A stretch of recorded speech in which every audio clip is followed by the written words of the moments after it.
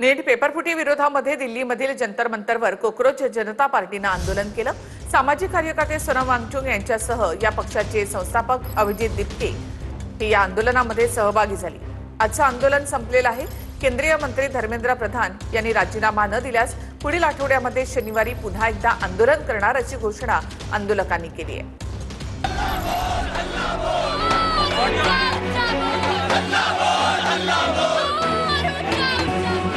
दिल्लीच्या जंतर मंतरवर कॉकरोच जनता पार्टीनं आंदोलन केलं।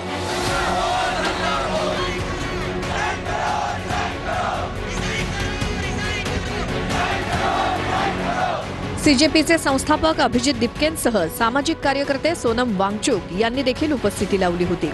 मोठ्या संख्येनं तरुणाई आंदोलनात उतरली होती।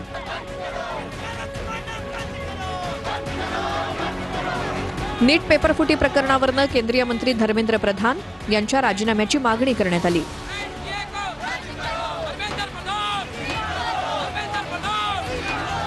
धर्मेंद्र प्रधान यांनी राजीनामा न दिल्यास पुढील आठवड्यात शनिवारी पुन्हा आंदोलन करू असा इशारा देण्यात आलाय। मैं धर्मेंद्र प्रधान जी जो एजुकेशन मिनिस्टर है उनसे पूछना चाहता हूँ, पांच बच्चों ने सुसाइड कर लिए फिर भी आपने रिजाइन नहीं किया है। आपको शर्म नहीं आती? और कितने बच्चों का सुसाइड करने का वेट करेंगे आप जब तक रिजाइन नहीं करोगे तब तक हमारा मूवमेंट जारी रहेगा। इसके बाद हम ये मूवमेंट को देश भर में लेकर जाएंगे। अभिजित दिपके यांच्या आंदोलनाला उद्धव ठाकरे यांनी जाहीर पत्रक काढून पाठिंबा दिला। उद्धव ठाकरेंचा पाठिंबा, ज्यांना आपण देशाचे भाग्य विधाते भवितव्य म्हणतो, ते हजारो तरुण आपल्या वेदना आणि भविष्याची चिंता घेऊन रणरणत्या उन्हात रस्त्यावर उतरले। त्यांना कॉकरोच म्हणून हिणवणं आणि न्याय नाकारणं योग्य नाही। नीट पेपरफुटीनं लाखो युवा वर्ग उद्ध्वस्त झालाय। असे सर्व पीडित तरुण तरुणी कॉकरोच बनून आक्रोश करतायत। सरकारला त्यांचं म्हणणं ऐकावंच लागेल। कॉकरोचना कमी लेखू नका हा इशारा जंतर मंतरवरील आंदोलनानं दिलाय।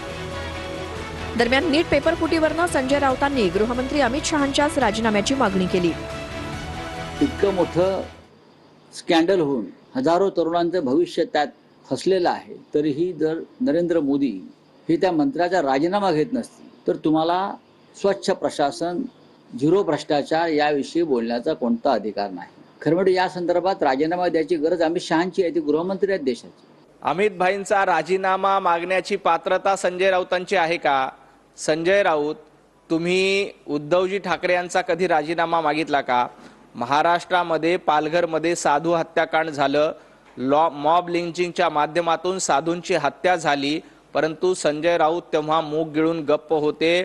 ज्या प्रकारे त्या ठिकाणी भाषणं झाली, नारे लागले, वक्तव्य झाली, त्यातनं एक गोष्ट लक्षात आली, भारताच्या युवांची अभिव्यक्ती नाहीये, तर अराजकता पसरवण्याच्या मानसिकतेची अभिव्यक्ती आपल्याला पाहायला मिळाली। या देशाच्या लोकशाहीची तत्व आहेत, ती तत्व नाकारणारे पुस्तक घेऊन फिरले तरी ते भारतरत्न डॉक्टर बाबासाहेब आंबेडकर विरोधी आहेत। या अभिव्यक्तीने त्यांचा खरा अराजकतावादी चेहरा आणि मनसुबे हे उघडे झाले आहेत। कुठलंही समर्थन मिळाले